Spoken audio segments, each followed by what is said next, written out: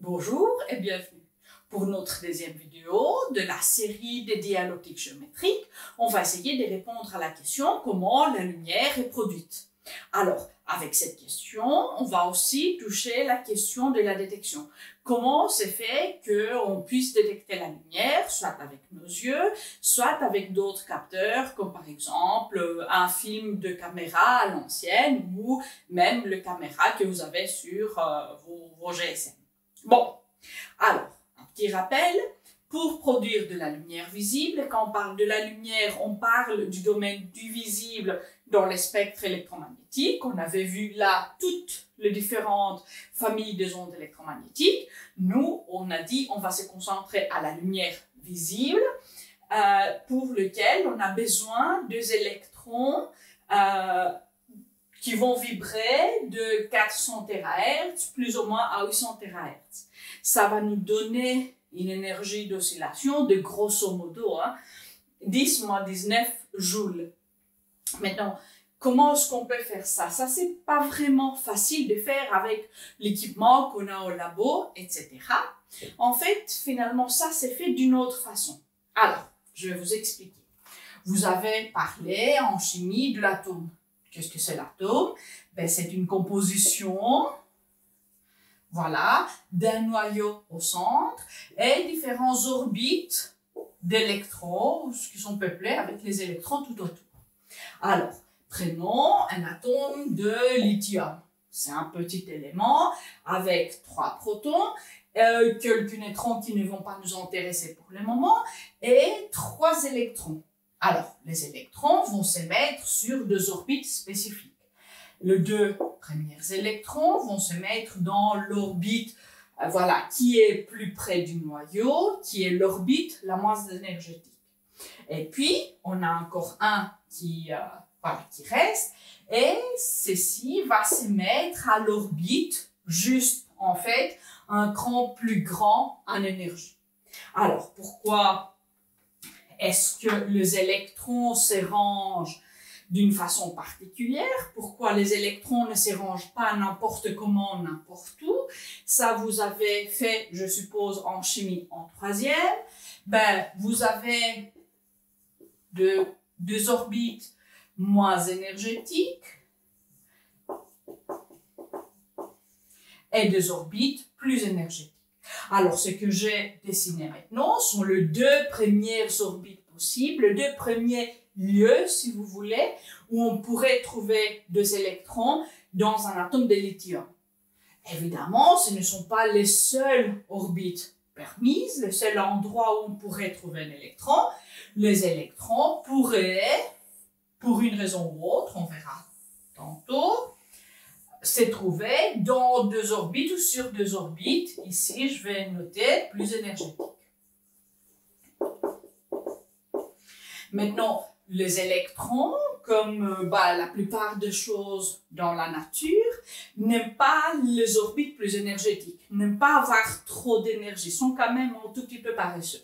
Alors, par eux-mêmes, ils vont s'émettre dans des orbites moins énergétiques, en général plus près du noyau, autant qu'on peut y mettre. Mais non, évidemment, si on donne de l'énergie à un électron, peut-être il ne sera pas aussi paresseux, peut-être il va sauter plus haut, et en effet, c'est exactement ce qui va se passer. Alors, prenons cet électron-ci, si on va lui donner de l'énergie, alors moi, voilà, je lui donne de l'énergie. Ce que cet électron peut faire, il peut partir, et en fait, il va partir, si je lui donne assez, vers une orbite plus énergétique. Il va s'aventurer un peu plus loin du noyau. Maintenant, l'électron, il a pris plus d'énergie, mais il n'a pas cessé d'être paresseux, alors ce qu'il voudra faire, et ce qu'il va faire très très vite après, quelques fractions, en fait, finalement, de millisecondes, nanosecondes, etc., c'est vraiment très très vite, l'électron voudra retomber de l'orbite qui est plus énergétique à l'orbite où l'électron était avant. Celle-ci, on va l'appeler la fondamentale. on peut dire que c'est la maison de l'électron, la maison normale. Et là, on peut dire, ben, c'est là où l'électron est parti en vacances, mais n'aime pas trop. Alors, l'électron va toujours vouloir rentrer chez lui. Maintenant, lors de cette descente, l'électron doit se débarrasser de l'énergie. L'électron aura de l'énergie de trop et il doit donner cette énergie quelque part. Et cette énergie va partir avec une onde de lumière. Ça va être une toute petite ondelette, hein, parce qu'ici, on a vraiment très peu d'énergie. Alors, lors de ceci, on aura la production d'un seul photon. On se souvient, qu'est-ce que c'est les photons? C'est un petit paquet d'énergie lumineuse, une toute petite ondelette dont l'énergie va dépendre exactement la différence d'énergie entre les différentes orbites, et ceci va aussi nous donner la couleur. Alors, lors de la désexcitation, ok, de l'état excité, je n'ai pas noté ça, de l'état excité à l'état fondamental, alors, excité, disons l'orbite excitée à l'orbite fondamentale, on aura la production d'un photon. Un photon, ce n'est quasi pas détectable, c'est vraiment trop peu d'énergie, mais regardez, là, j'ai dessiné qu'un seul atome de lithium. Si on prend quelques grammes de lithium, on aura quelque chose, voilà, 10, 23 atomes de lithium. On aura beaucoup. Alors, si on arrive à donner de l'énergie à tous ces atomes, de sorte que tous ces électrons, un électron par lithium monte et tombe en même temps, on aura quand même 10, 23 fois 10 moins 19 joules, on aura quand même vraiment beaucoup de lumière, on aura, voilà, 10 puissance 4 joules, ça c'est beaucoup de lumière. Vous voyez que finalement, on peut utiliser l'atome pour produire de la lumière. Et c'est comme ça que ça se passe dans la nature, mais c'est comme ça que ça se passe aussi quand c'est nous, voilà, qui créons des sources pour produire de la lumière. Alors, dans toute cette histoire, ce que je n'ai pas expliqué, c'est comment est-ce que je peux donner de l'énergie à un électron. En effet, je peux pas prendre, en fait, ma baguette magique et dire, ah, pchit, électron monte. Non, non, non, il va pas le faire tout seul et ce n'est pas aussi facile de donner de l'énergie. Il y a 4 façons et ces 4 façons sont utilisées tous les jours pour vraiment produire de la lumière. J'ai une note ici et on va donner aussi quelques exemples. Alors, façon, je note ici, pour donner de l'énergie à un électron.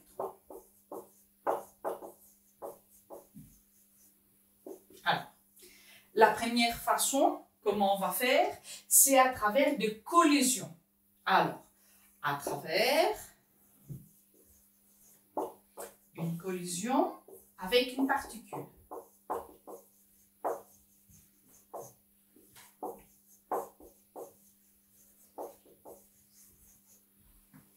Alors, je vous explique.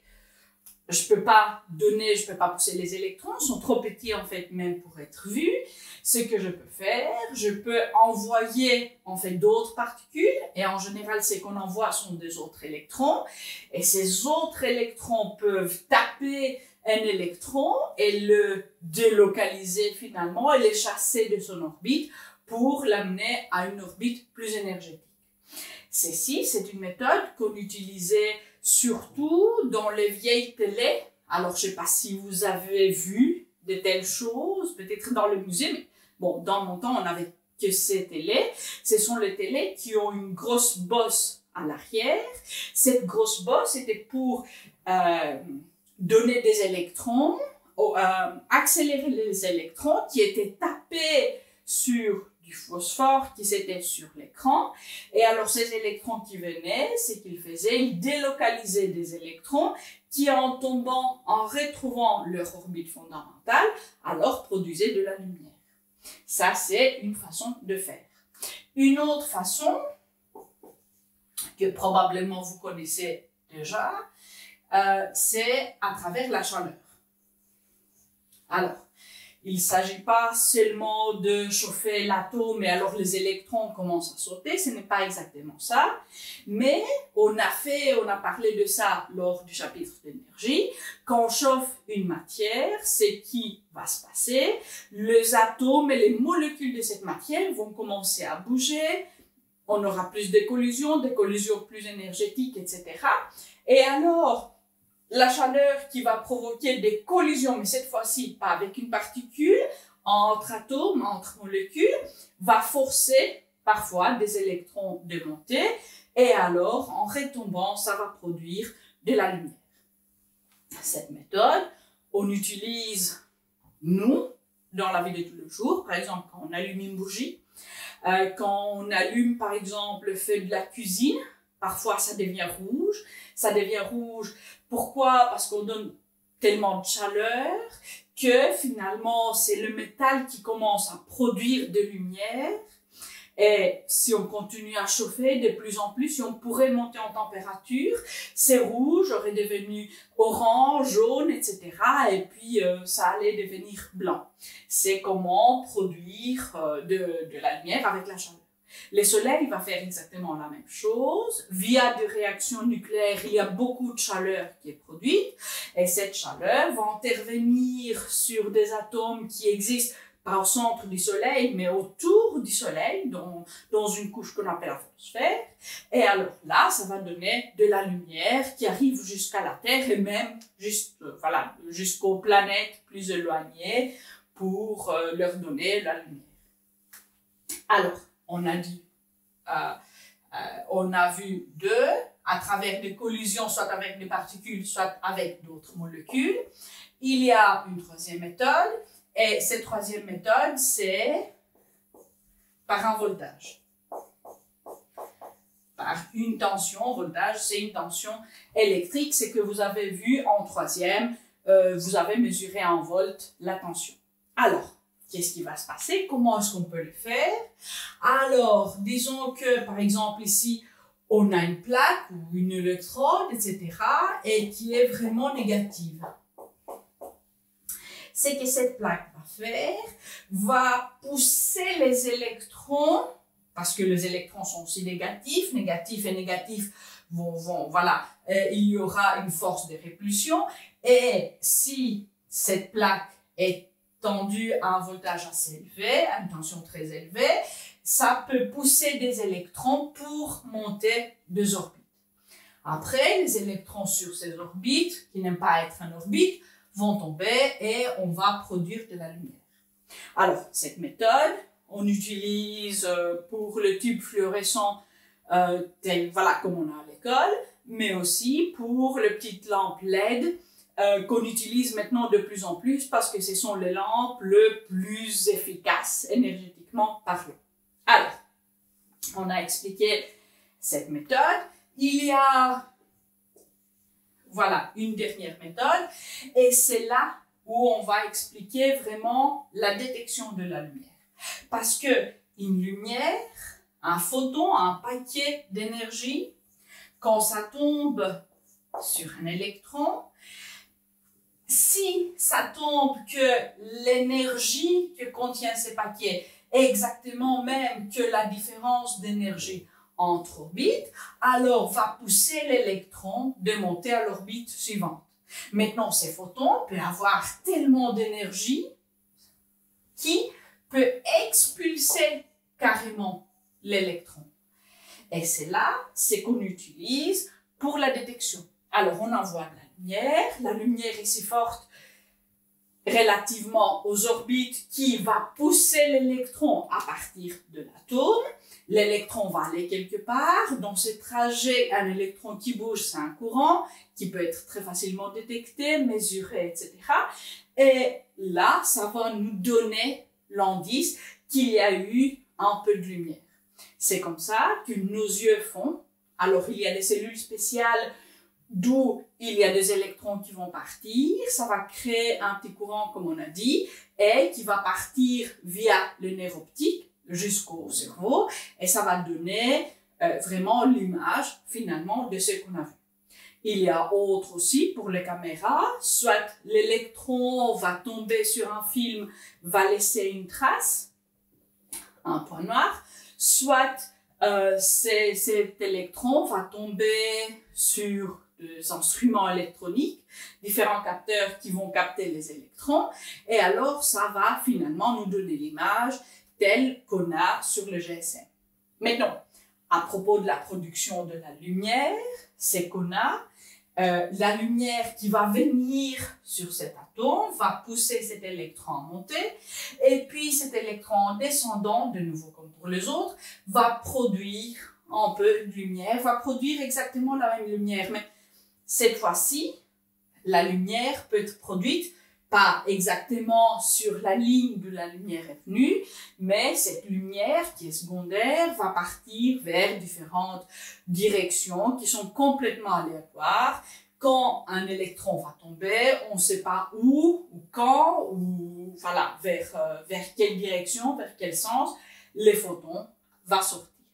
Alors, qu'est-ce qu'on a vu? On a vu que finalement, pour produire de la lumière visible, on a besoin de la matière, on a besoin des atomes. Qu'est-ce qui se passe dans un atome? Un atome a des orbites. Parfois, les orbites ont des électrons, parfois les orbites sont vides. Mais les électrons, quand ils prennent de l'énergie, peuvent sauter et s'aventurer plus loin du noyau. Mais ça, c'est un état, l'état excité, qui n'est pas trop apprécié par les électrons et qui, très très vite, vont retomber, vont retourner à la maison, à l'orbite fondamentale, et en faisant ainsi, ils doivent se débarrasser de l'énergie. Et cette énergie va être donnée en une onde électromagnétique qui a une fréquence nécessaire pour que ça soit de la lumière visible. Alors, je vous laisse digérer tout ça. Je vous dis au revoir et à très bientôt pour une autre vidéo. Ciao!